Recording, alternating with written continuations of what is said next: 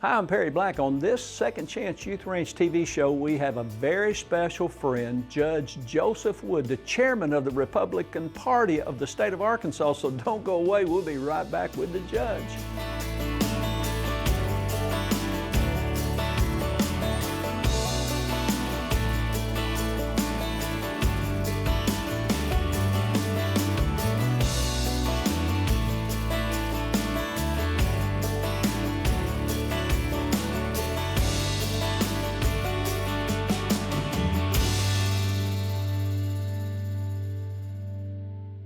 Welcome to Second Chance Youth Ranch TV. I'm your host, Perry Black, and on this show we have another dear friend of mine. I've known you now for, I think, 3 or 4 or 5 years. I don't know if time travels so fast when you're having fun. Judge Joseph Wood. That's right. And we are so glad to have you on this show. Absolutely. We became friends several years ago, primarily through this show. That's correct. And then you and your lovely wife came to at least one, if not 2 of our Second Chance Ranch banquets. Yeah. Were y'all there this fall? Oh, yeah. The Lord blesses us over and over. And if you see at the Benton Convention Center, just literally packed. This year's banquet, I understand it to be the largest catered banquet in Saline County ever. And it's all about fostering, mentoring, and adopting. And so just for anybody that, I can't imagine. I've worked 50 years in ministry to be internationally unknown. And so maybe there's somebody that doesn't know you. So give us just a little brief Cliff Notes, if you will. When I went to school, I read the front page, looked at the pictures, and read the last page, and that's how I did my homework. So just give us that on your history. As a little bitty baby, you're left on the doorstep or something. That's correct. Tell me about that. You've got a book about it. All right. I wrote a couple of children's books around that, Saving Joy. That's what they called me growing up, Joy. But again... Were you a happy child? I didn't know anything different. The laws changed in the state of Illinois about 15 years ago that if you were ever adopted, you can have your original birth certificate. I always wanted to know who I was, where I come from, what happened, why was I given up for adoption. But it was all closed. They changed the law. You can get your original birth certificate. I thought I'd get my original birth certificate. I'll see who my birth parents are and let them know I'm okay.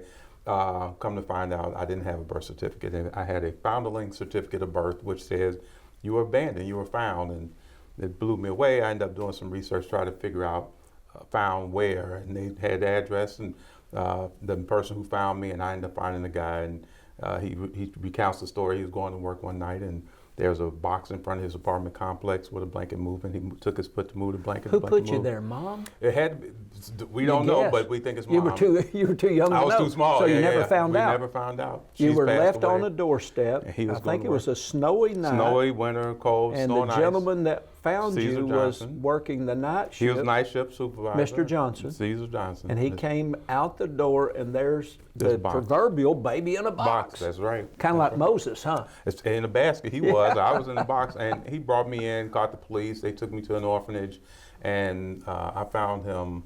And we had a great celebration just because, again, he never knew what ever happened. All right, you found him after you found your birth certificate?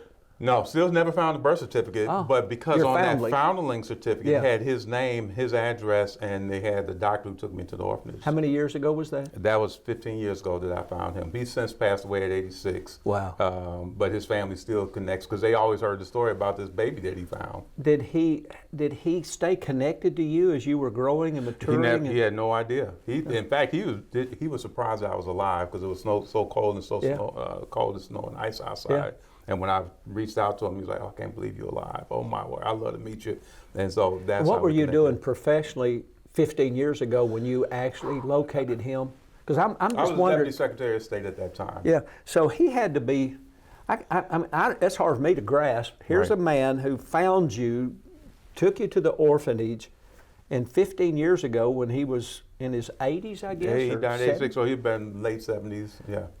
And you say, well, Joseph, what are you doing now? Oh my, he was just blown away. And just, he was a military, he served in Korea, private first class. The state of Illinois gave him a citation saying, "Thank you for serving our country and thank you for saving this kid. Because you did, Arkansas gets a deputy secretary who was at that time running for judge." And for him, it was like, I saved somebody. he kind of lost in all the war stuff, but I actually saved the kid, and so being recognized and celebrated by the state of Illinois was huge. Moses is taken out of the river, if you will, and becomes one of the most powerful men in Egypt. Absolutely, and then right. A kingdom leader. And we're going to talk about that. And then he leads the children of Israel later, after he killed a guy, up to the promised land. That's right.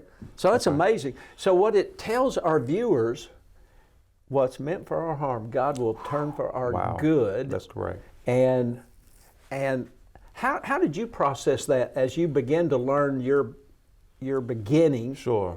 And how you could have easily froze to death out there in that box. Oh my! And it was a struggle the whole growing up, just because again, I was had a great family who adopted me, brothers and sisters. They couldn't have kids until they brought me in. Then they ended up having 3 kids back to back. But it was a struggle because the identity.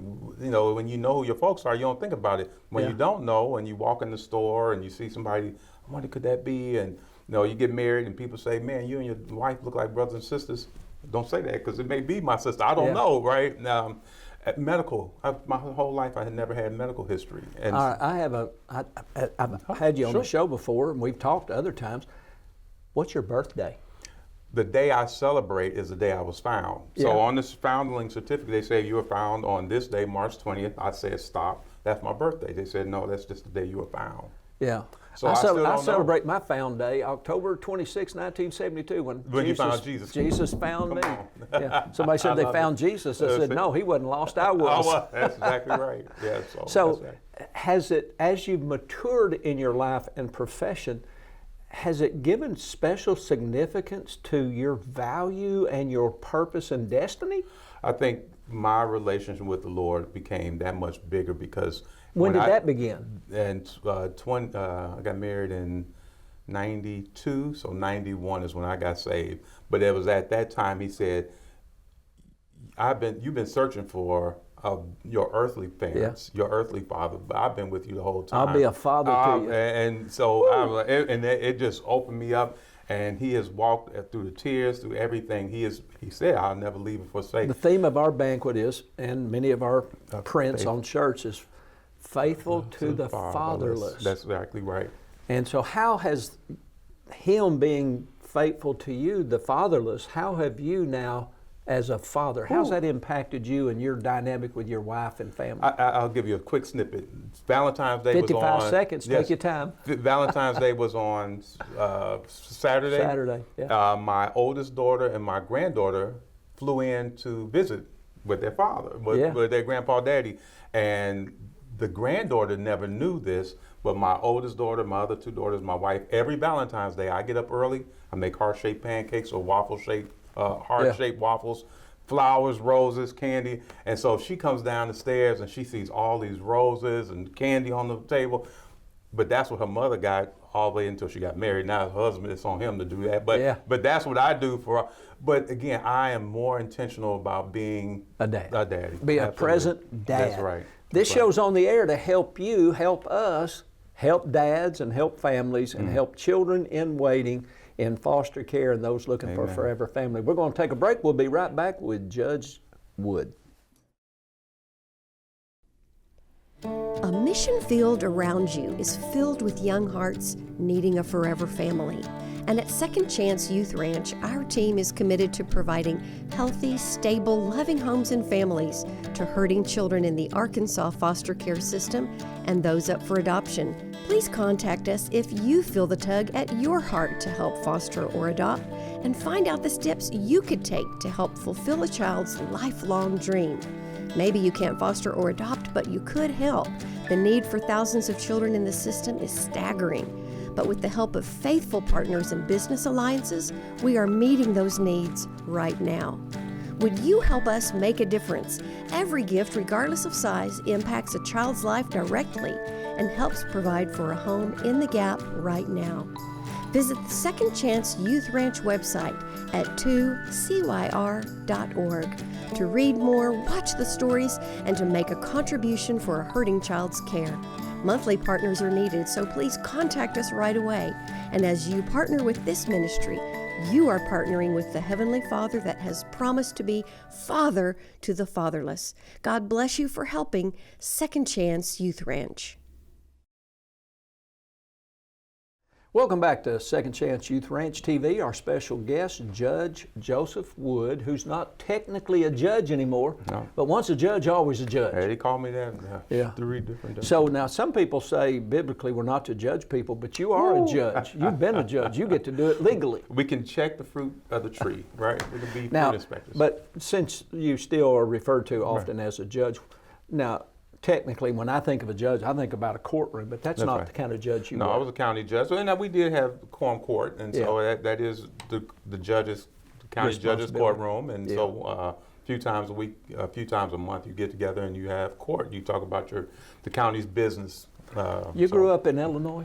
Chicago, South Side. At what point did you make your way to Arkansas? There was a little company who was trying to grow and expand, and you may have heard of them, Walmart. They were a little tiny company. Yeah, they were preparing for Y2K back then in 96, 97. Oh, I remember that. And recruited me to help recruit IT folks 4 years before Y2K. They had some of the largest, IBM built the largest systems for the Pentagon. The second largest systems were for Walmart. And so they were 4 years ahead of time trying to make sure that when Y2K hit, they would be fine and still be able to operate. So yeah, and IT at Walmart right now, I just saw the financial report yesterday, and they are in IT and online sales and all that kind of stuff. My son-in-law's brother worked up in Northwest Arkansas for Walmart in IT. My grandson works for Dillard's Corp in IT. My son-in-law is a VP for Regions Bank in IT. I don't know what NIT or IT stands for, but I want some of it. So, and Walmart, their stock is really up, really phenomenally, and I own a little tidbit of it, so I keep up with that. You keep up What with a great company, though, that just started a little old store in Newport, and then the landlord didn't want Sam to stay there, so he decides to branch out, and now it's a worldwide company. That's right. And a lot of people have negative attitudes about Walmart, but man, what a phenomenal story and a contributor to our economic system and jobs. Right. I work at Walmart. I check myself out. I gather my own buggies. I always tell them every time I go. I say, "When's the company party? I'm coming this year." I asked a young lady Saturday. I said, "All right, do I get Employee of the Month parking spot? Because I'm a good checker. I bring my stuff up, you know." And I have a history of retail, 14 years at retail, back before everything was scannable. You had to actually know prices. Sure. Now you just have to know where the scan code is. So tell me, what is your current position? And we want to talk here. We got 5 minutes in this segment, which is not near enough time because I talk a lot. But kingdom leadership. Let's talk about that. You made your way to Arkansas with Walmart. That's right. Now your current position in your second term is? Chairman of the Republican Party of Arkansas. Now that's shocking to me.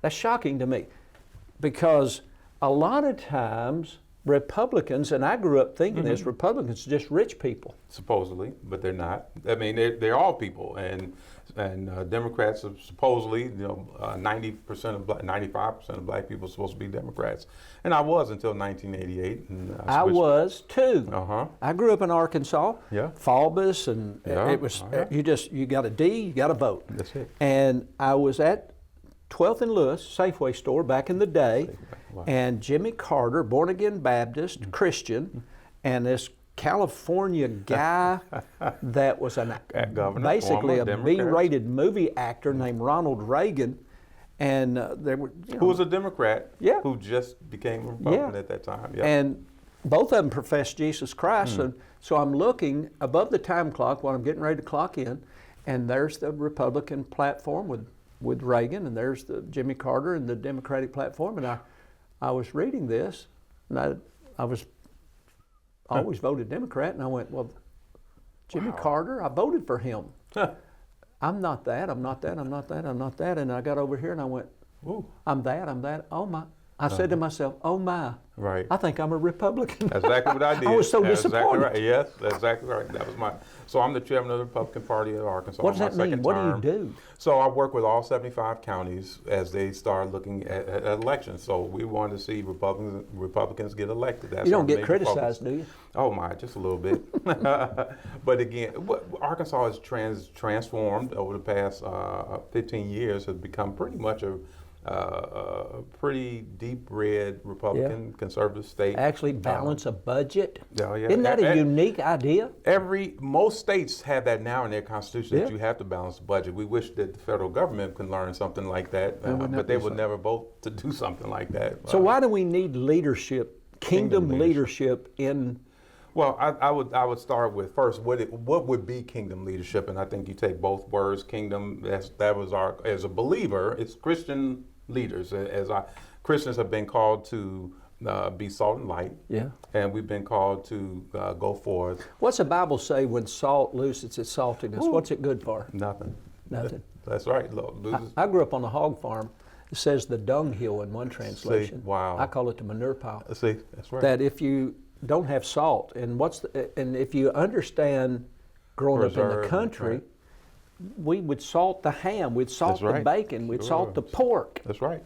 We're the seasoning, we're the preservative. That's correct. That's exactly right. So when I think of kingdom leadership, and who's a leader? I think if you're a daddy, if you're a mama, if you're a coach, if you're a pastor, if you're a business owner, if you have employees. If you are an employee, you've been entrusted with serving God's people. He said, love me above all, your heart, soul, and mind. And then he said, love your neighbor as yourself. So if that is our role to help build the kingdom, to go forth and show and tell the world that there's freedom in me, God, that's our work. And so having people in position to do that, what does that look like? It looks like humility, integrity. It looks like folks like, well, God said, I got a vision.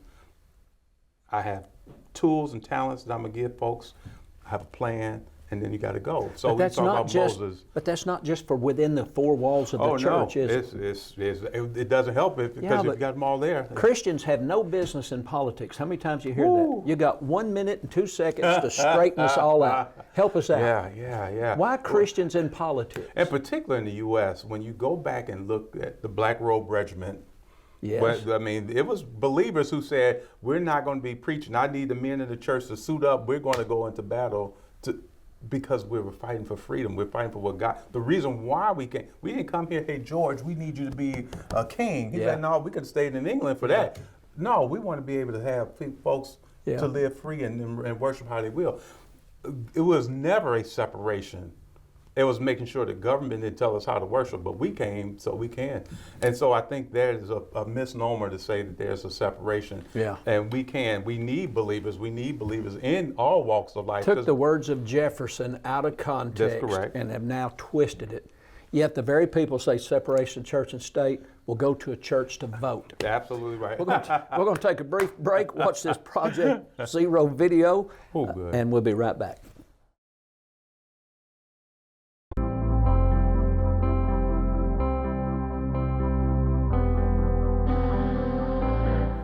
My name is TJ and I'm 13 years old. I want people to know that I love playing basketball. My favorite player is LeBron James and my favorite team is Lakers. I like to play football also. My favorite subject is reading and my least favorite subject is math. If I could visit anywhere in the world, it'd be Florida because they have an ocean and I want to see it. If I could have superpower, it would be seeing in the dark and flying. Well, flying is the reason why I want it because I can fly over the city and check for crime. Seeing in the dark and see, so I can see where where crime is.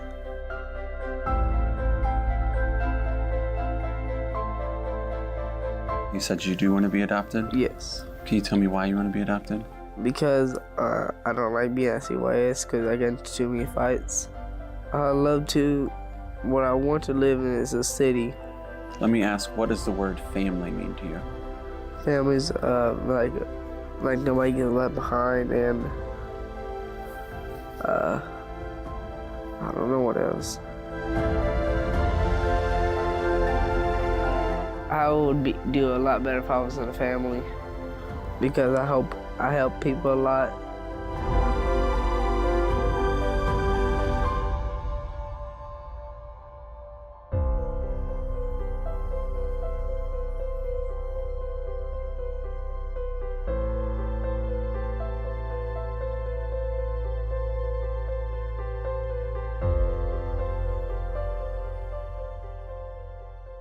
Welcome back to Second Chance Youth Ranch TV. Judge, that previous segment is Project Zero, Christy Irwin, who works with DCFS, and we're able to literally show children who are prayerful. Some of them are siblings, some are individual children, and they're wanting a forever home. They want to be adopted. That's right. Did you get adopted? I did. I was 10 years old, and man, what a unbelievable experience. And you said earlier the couple couldn't have children. They had you, and then they had children. They had three kids back to back. I've had people come to me and say, "Will you pray for me that I can get pregnant?" And we pray for them, and they don't immediately get pregnant, and then they adopt, and then they get pregnant. Almost every time. The Lord says, "I want to calm you down. Go get your kid. What you make happen for others, God will make happen for you." That's right. the principle. That's right. So earlier you had mentioned as chairman of the Republican Party, and we were talking about at some point you and I both shifted from being, quote, Arkansas Blue Dog Democrats to Republican. What was it about the Republican platform that created that shift in your thinking? So in 1988, Dr. Stewart was visiting me, and I was just losing my mind. It was election time, and the pastor stopped talking. Are you talking Hezekiah? No. Dr. Stewart? Who? Dr. William O. Stewart, big in the Chicago Board of Education system. And he was a mentor of mine. He was a much older guy, and I had just left Sunday service, and this Monday I'm doing night audit work, and I'm just rambling on about what happened in Sunday. I was furious with the pastor. He had opened up the church, he's preaching, and all of a sudden he stopped. And he just told the elected official, "Come on up." And he said, "Go ahead." He said, "Hey, we got an election coming up. I need your vote and all." And I was furious because you stopped service to let this guy talk, and he's passed the same dilapidated street year after year. He's still here, and he's leaving the service to go to another church to do the same thing. So I'm telling that to Dr. Stewart. Dr. Stewart said, "Slow down. You're talking to me like I'm a Democrat." And I said, "Everybody in Chicago's a Democrat, black, white, old, young." He said, "No, I'm a Republican." And my mouth stopped. I'm like, in Chicago, there's no Republicans. In fact, I'm a third generation Republican. I really felt, he said, "The reason why you're so frustrated, I see how much work you do in this city. You work on school board, with the local school boards, elections, the things you do with the kids. You're the biggest pro-life person I know, but yet every Tuesday on election, you vote against everything you believe." I was like, "What are you talking about? Let me help you understand something about Republicans." As he started talking, scales fell off my eyes. I'm like, oh my gosh, I'm a Republican. I switched parties. I think he and I are the only two, because Chicago's still on fire. But that's when I switched, and come to find out, whenever Reagan and Bush came to Illinois, he's with them.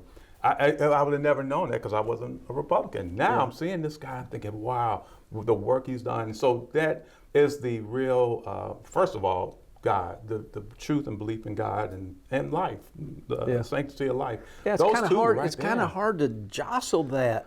If you believe in God and He's the Creator, and you believe in the value of human life, then the question is, when does life begin? And I say, if life doesn't begin when you're inseminated, then you don't have to terminate it. That's right.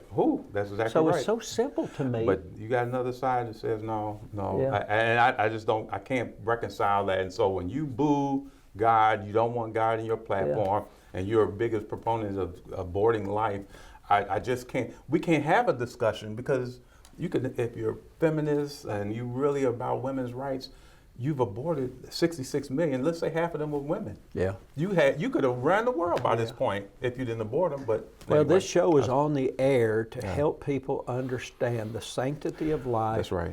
And the criticizers who want to say, well, you Christians, or you conservatives, or you Republicans even. And you can be a Republican and not be a Christian, and you can be a Christian, but I don't know how you can be anything but a Bible-believing conservative, but that's neither here nor there.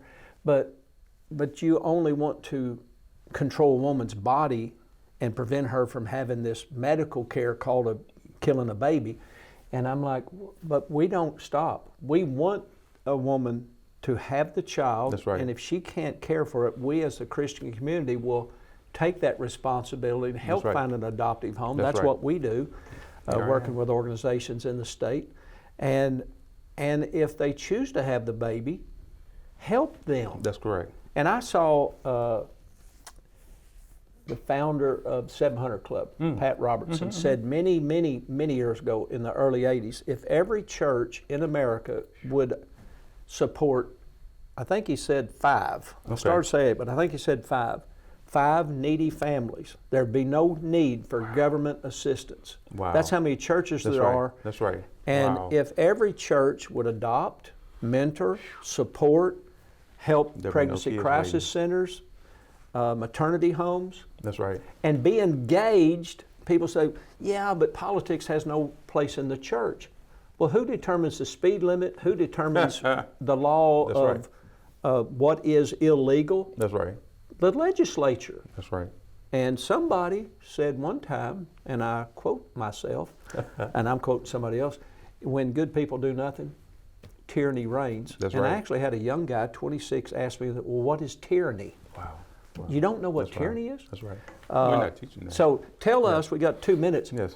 What can we do as believers? Each and every believer, I think, has an opportunity. Well, each and every believer is called to do the same thing: love God above all, and then go out and be fruitful. And love your neighbor. Love your neighbor. He said, "You had a great command: love me and love my children." And then he said, "Go forth and tell the people that there's freedom in me." And so, if we Where do all- you worship? Where do you worship at Life Church in Little Rock, John Tracy down the road. Oh, John Tracy. Yeah, Okay. Assembly, former assembly. Over near Otter Creek. That's correct. He and I That's shared a correct. funeral 2 or 3 years ago. That's one. I like him. He is fantastic. He's He a is great fantastic. guy, He is great fantastic. pastor, and I've sent him a great number of people. See, oh wow, Yeah. He's fantastic. But I think as a believer, if you taking your charge, then you are about being a kingdom leader. Whether Yeah. it's in your family, men, or how are you taking care of your Yeah. family? Are you providing, protecting, serving them? If you're going to work, what has God entrusted you with? If you have a team of people, or if you're entrusted with products and services, how are you doing that and delivering that? So again, people get a chance to say, I don't know what it is about this Perry guy, but man, and that's the Lord shining through you. You got 45 seconds. Tell me real quick, what did you do this morning with Governor Sanders? What did you do? We were over at Daisy Bates today. We opened up the unveiled a mile. And where is that? Historic marker in front of her house, which is like on 28th Street. Near Central High School? Not far from Yeah. Philander Smith High Yeah. School over there. Her home is a historic site now, and then they put a remembrance marker there. And so it was fantastic. A little rainy and all, but a good crowd of folks there, and the governor did fantastic in her remarks. But remembering again, not only Black History Month, but the real march of civil rights and what we did to move and change education here in Arkansas. Well, I'm a Central High graduate. Boy, have things changed in Arkansas and this nation since 1957. We'll see you next week right here at Second Chance Youth Ranch TV.